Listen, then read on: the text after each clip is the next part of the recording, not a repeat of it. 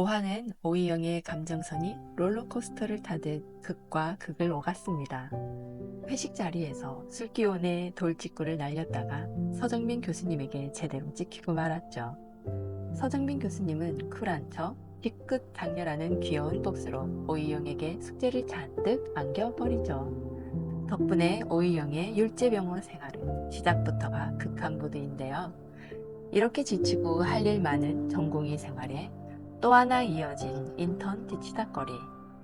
결국 오이영은 인턴 탁기원에게 닥치고 꺼져라는 돌직구 포본을 날리게 되죠. 이를 지켜보고 있던 구도원은 오이영을 따로 불러 차갑고 따끔한 충고를 날립니다. 오이영은 뒤늦게 자아성찰 모드로 죄송합니다, 고치겠습니다 라며 진심 어린 사과와 반성을 하면서 조금씩 성장하는 모습을 보여주네요. 하지만 이게 끝이 아니었습니다. 어린 환자의 보호자에게 죽음을 설명해야 하는 극한 미션까지 수행해야 했는데요. 10살짜리 어린 아이에게 차가운 현실을 알려주며 담담하게 자신의 이야기를 들려주는데요.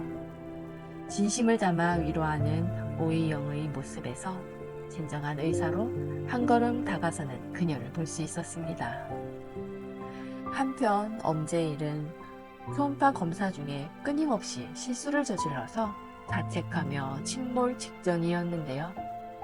하지만 구도원의 조용한 커버와 따뜻한 격려, 동료들의 진심 어린 조언 덕분에 제일은 다시 일어설 힘을 얻습니다. 제일이의 성장 동안 이번 화의 중요한 포인트였죠. 6화에서는 드디어 전공의들의 갈등이 제대로 폭발합니다. 강지표 문제로 사비와 남경은 병원 전체를 들었다 놨다 하며 서로에게 책임을 미룹니다. 결국 이 모든 장면을 목격한 조준모 교수님의 핵폭발로 둘은 단단히 찍히게 되죠. 이로 인해 둘 사이의 화해는 더욱 어색해지고 밖에서조차도 서로의 감정을 제대로 풀지도 못하는 이도저도 아닌 어설픈 화해 시도만 남기네요. 그러나 6화의 진짜 핵심 사건은 바로 빌런 명은혼의 논문 가로채기 사건인데요. 역시 빌런 명은혼이 이번에도 명은혼 했구나 싶었네요. 구도원이 밤새워 준비한 논문을 명은혼이 일저자로 올려주겠다는 약속을 완전히 씹어버리고 구도원을 이 저자로 제출하고 나서야 구도원에게 이 사실을 알리는 뻔뻔함을 보입니다. 이를 구도원과 함께 차를 타고 가던 오이영이 스피커폰을 통해 고스란히 듣게 되죠. 이 답답하고 억울한 상황에 말 못하고 속상해만 하는 구도원. 이후 학회장 지하 주차장에서 명은혼이 구도원에게 상금을 건네며 교수님께는 안 알려줬으면 좋겠어 라고 얘기하는 장면을 또다시 목격한 오이영은 결국 참지 못하고 명은혼에게 통쾌한 일침을 날립니다. 미안하다고 말 안 했습니다. 이 짧고 강렬한 사이다 한 방이 구도원의 고구마 만개 먹은 속을 조금이나마 풀어줍니다. 그리고 이어진 놀이터 맥주 데이트 장면은 6화의 절정 중 절정이었습니다. 학회를 마친 오이영과 구도원이 놀이터에 앉아 맥주캔을 나눠 마시며 오이영의 쌍욕 사건 이야기로 분위기가 한창 무르익을 쯤 구도원의 부탁 한마디 다시 한번 말해줄래요? 와, 이거 심쿵 포인트 아니에요? 그런데 오이영은 바로 말해버리네요. 제가 좋아해도 돼요? 그 순간 구도원의 당황한 듯 하지만 좋아하는 듯 표정. 하지만 오이영은 이게 아니었구나를 깨닫죠. 결국 둘은 웃으며 상황을 넘기지만 이미 마음속의 감정은 서로에 대한 마음을 알아가는 순간이었죠. 이거 러브라인 맞죠? 이 둘의 러브라인 이제 막 시작됐습니다. 5화, 6화는 이렇게 다양한 사건들과 갈등을 통해 캐릭터들의 감정선이 폭발적으로 드러나고 특히 명은혼의 논문 사건과 놀이터에서의 작은 고백이 구도원과 오이영의 관계를 급격히 발전시키는 중요한 회차였습니다. 실화 시작부터 서정민 교수님의 핵폭탄급 폭탄 선언이 터지는데요. 내년에도 흉작이면 우리 다 망한다. 인턴 영입 준비를 벌써부터 시작하는 산부인과. 인턴 영입에 열을 올릴 것 같은데요. 기존 인턴들의 기가 많이 꺾이고 전공의들은 이미 스트레스로 만신창이가 되죠. 하지만 이 상태에서 인턴들은 너무나도 힘들어합니다. 전공의들이 인턴들에게 신경질을 폭발하며 병원에 아픈 사람들이라는 기막힌 별명까지 얻게 되는데요. 아니, 의사가 환자들보다 더 아프면 어떡하죠?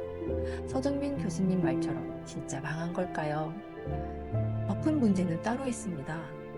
구도원이 무려 3일간의 휴가를 떠난다는 소식이죠. 휴가 가기 전 나한테 전화하면 죽는다. 보험포를 놓고 떠난 도원. 남은 건 아무것도 모르는 인턴과 모르는 것 후성인 전공이 1년차 아들 뿐. 하지만 현실은 냉혹한 법이죠. 구도원이 병원을 떠난 지 단 몇 시간 만에 율제병원 산부인과는 그야말로 아수라장이 되었습니다. 각종 수술과 응급 상황이 한꺼번에 터지며 전공의들과 인턴들은 멘탈 붕괴 직전까지 몰립니다. 평소에 까칠하기로 유명한 마취과, 응급의학과, 소아과까지 한꺼번에 전화를 걸어오며 율제병원 산부인과는 문자 그대로 전쟁터가 됩니다. 병원 복도는 인턴들과 전공의들의 신음소리와 비명소리로 아비규환이 되어가고 있었죠. 하지만 진짜 위기는 이제부터입니다. 병원에 긴급히 실려온 외국인 산모가 갑자기 응급 상황을 맞게 되죠. 문제는 교수님들이 모두 다른 수술 중이라 오직 병원에 남아있는 사람은 오이영 단 한 명뿐. 오이영은 손을 덜덜 떨며 첫 수술을 앞두고 생각합니다. 나 아니면 아무도 없잖아. 어떡하지? 오이영은 이 혼란 속에서 중심을 잡아보려 하지만 모든 게 쉽지 않습니다. 구도원의 빈자리가 너무나 크게 느껴지고 고은 선배라면 어떻게 했을까라는 질문만 머릿속에서 빙빙 돌며 상황은 더욱 악화됩니다. 하지만 떨리는 손으로 메스를 잡은 오이영. 숨을 크게 들이쉬고 생애 첫 수술을 시작합니다. 그 순간의 긴장감, 옷감, 심장이 쿵쾅대는 소리까지 온몸으로 느끼며 오이영은 묵묵히 수술을 이어갑니다. 손은 떨리고 가슴은 터질 듯하지만 결국 아기의 첫 울음소리가 수술실을 가득 채우며 오이영의 긴장은 마침내 눈물로 변합니다. 아, 나 잘했어. 그 순간은 오이영의 전공의 인생에서 영원히 잊지 못할 명장면으로 남았습니다. 떨리는 손으로 메스를 잡고 혼자만의 힘으로 모든 상황을 극복해야 했던 오이영의 마음속 긴장감과 두려움이 시청자들의 마음을 깊숙이 울리게 됩니다. 이 긴장된 분위기와 아수라장 속에서 오이영은 진정한 의사로 성장하는 모습이 더욱 빛났던 에피소드였습니다.